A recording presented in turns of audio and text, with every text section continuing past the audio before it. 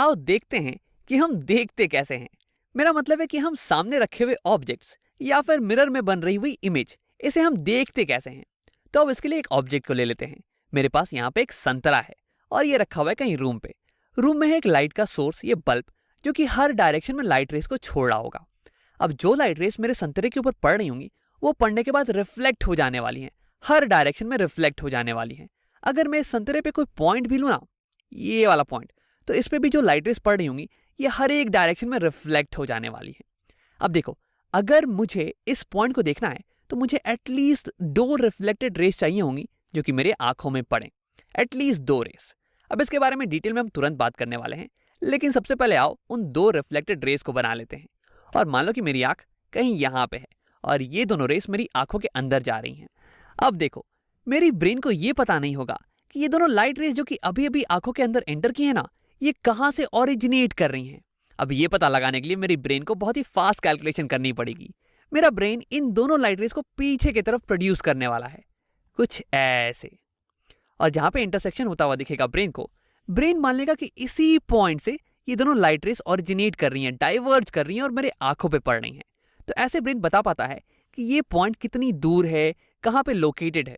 अब ऐसे ही करके इस ऑरेंज के सारे पॉइंट्स ये लाइट रेस को रिफ्लेक्ट कर रहे होंगे आंखों की तरफ, और हमारा ब्रेन उन सारे लाइट रेस को पीछे की तरफ प्रोड्यूस करके ये बता पाएगा कि ये सारी पॉइंट्स हैं कहाँ पे, और ऐसे करके वो इस पूरे ऑरेंज को देख पाएगा। तो यानी कि अगर तुम किसी चीज को देख रहे हो तो यानी कि उस ऑब्जेक्ट से कुछ लाइट रेस तुम्हारी आंखों की तरफ आ रही हैं, एटलीस्ट 2 तो आ ही रही हैं।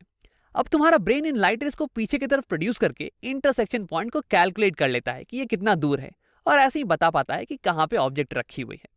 अब देखो, मैंने कहा था कि 2 लाइट रेस मिनिमम चाहिए। अब ऐसा इसलिए क्योंकि ब्रेन को इन लाइट रेस को पीछे प्रोड्यूस करके इंटरसेक्शन पॉइंट कैलकुलेट करना है ना। अब अगर एक ही लाइट रे आ रही होगी तो इंटरसेक्शन पॉइंट कहाँ से निकालोगे, तुम तो उसे हमेशा पीछे की तरफ भी प्रोड्यूस करते जाओगे, है ना। तो इंटरसेक्शन पॉइंट के लिए एटलीस्ट 2 लाइट रेस चाहिए। अब अगर 2 से ज्यादा लाइट रेस हो जाए तो और भी अच्छी बात है। अगर मान लो कि यहाँ पे एक और लाइट रे होती जो कि यहाँ ऐसे बीच में यहाँ कहीं आंख पे पड़ रही होती। अब देखो, लाइट ट्रैवल करती है स्ट्रेट लाइन में, और जो लाइट यहाँ से ओरिजिनेट की इस पॉइंट से, वो स्ट्रेट लाइन में चल के मेरे आंखों तक जाएगी।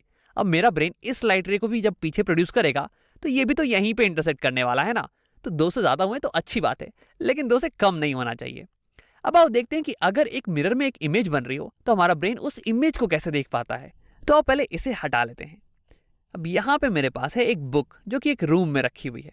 अब रूम में है एक लाइट का सोर्स जो कि हर डायरेक्शन में लाइट को छोड़ रहा होगा। अब लाइट रेस जब किताब पे पड़ने वाली हैं तो ये इससे रिफ्लेक्ट हो जाएंगी हर डायरेक्शन में। अब यहाँ पे रूम में एक मिरर भी है। अब कुछ लाइट रेस रिफ्लेक्ट होने के बाद इस मिरर पे पड़ने वाली हैं और ये फिर से रिफ्लेक्ट हो जाएंगी। तो आओ देखते हैं कि इस बुक की इमेज हमें कैसी दिखती है। तो देखो, इसके लिए एटलीस्ट मुझे 2 लाइट रेस चाहिए होंगी। तो ये मैं पहली लाइट रे बना लेता हूँ। पहली लाइट रे इस पॉइंट से यहाँ मिरर पे पड़ रही है और फिर ये रिफ्लेक्ट हो जाने वाली है। Angle of incidence is equal to angle of reflection होने वाला है। तो रिफ्लेक्टेड रे ये कुछ ऐसी दिखने वाली है। अब आओ एक और रे बना लेते हैं।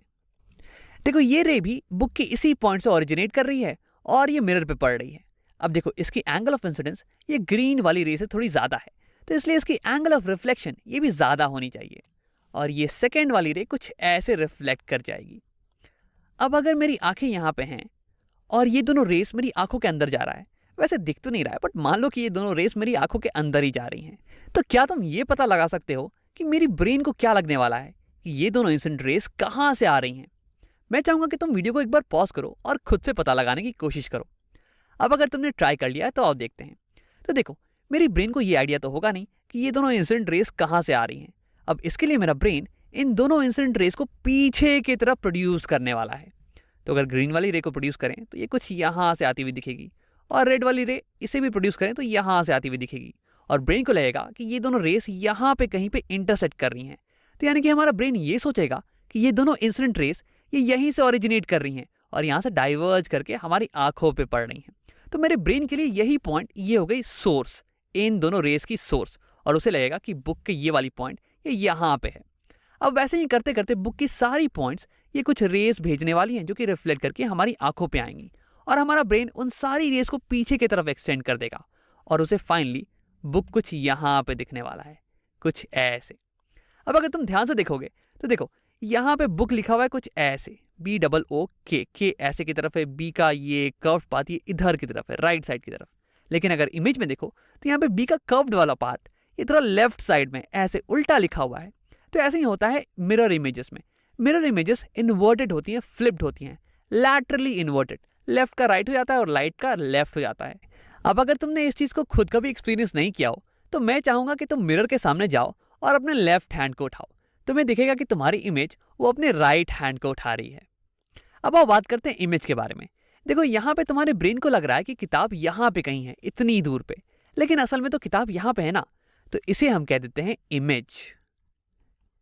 इमेज जहां पे तुम्हें लगे कि ऑब्जेक्ट हो लेकिन ऑब्जेक्ट असल में वहां पे नहीं हो तो उसे हम कह देते हैं इमेज ऑफ द ऑब्जेक्ट।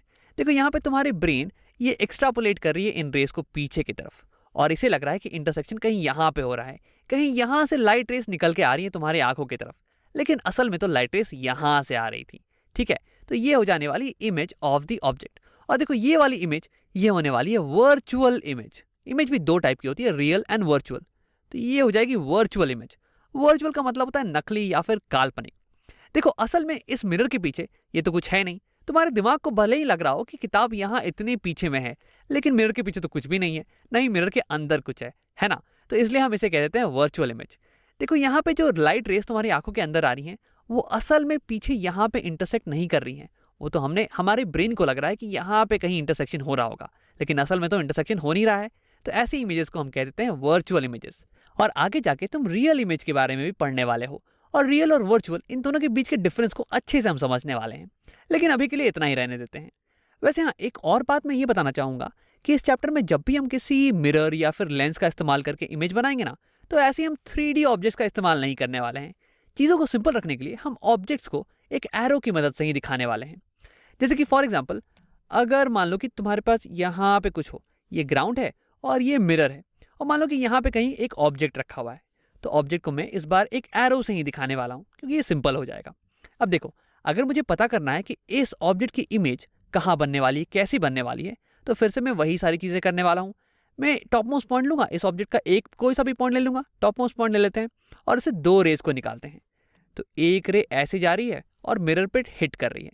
अब देखो इस रे की एंगल ऑफ इंसिडेंस ये तो हो गई 0, तो एंगल ऑफ रिफ्लेक्शन ये भी हो जाएगा 0, और ये रे बिल्कुल ऐसे ही लौट जाने वाली है। ये ऐसे लौट जाएगी और यहाँ वापस ऐसे आने वाली है। अब दूसरी रे की बात करते हैं। दूसरी रे मान लो कि कहीं यहाँ पे जाती है और यहाँ पे हिट करके ये ऐसे टकरा के लौट जाएगी, रिफ्लेक्ट कर जाएगी। एंगल ऑफ इंसिडेंस बराबर एंगल ऑफ रिफ्लेक्शन हो जाएगा ऐसे। अब अगर तुम्हारी आंख यहाँ पे है तो ये दोनों रेस तुम्हारी आंख के अंदर जाने वाली है। फिर तुम्हारा ब्रेन इन दोनों ही रेस को पीछे की तरफ प्रोड्यूस करने वाला है। ये देखने वाला है कि कहाँ पे इंटरसेक्शन हो रहा है इन दोनों रेस का, और जहाँ पे इंटरसेक्शन होगा ब्रेन मान लेगा कि यही सोर्स है, यहीं से ये दोनों रेस प्रोड्यूस होके डाइवर्ज करके मेरी आंखों में आ रही हैं। तो देखो ये पॉइंट ये हो जाने वाली है image of this top most point of the object. अब एक पॉइंट की इमेज तो आ गई। अब वैसे करते करते तुम हर एक पॉइंट की, ऑब्जेक्ट के हर एक पॉइंट की इमेज को बना सकते हो। ये भी इसी पॉइंट के नीचे आने वाली है और फिर हमारे पास फाइनल इमेज ये कुछ यहाँ पे ऐसी आ जाने वाली है। तो ऐसे ही डायग्राम्स का इस्तेमाल करके हम इमेज बनाने वाले हैं इस चैप्टर के अंदर। अब आओ एक बार रिकैप कर लेते हैं। इस वीडियो में हमने देखा कि कैसे हम किसी भी ऑब्जेक्ट को देखते हैं या फिर किसी भी ऑब्जेक्ट की इमेज को देखते हैं, और हमने ये भी डिफाइन किया कि इमेज आखिरकार होता क्या है और वर्चुअल इमेज ये क्या होती है।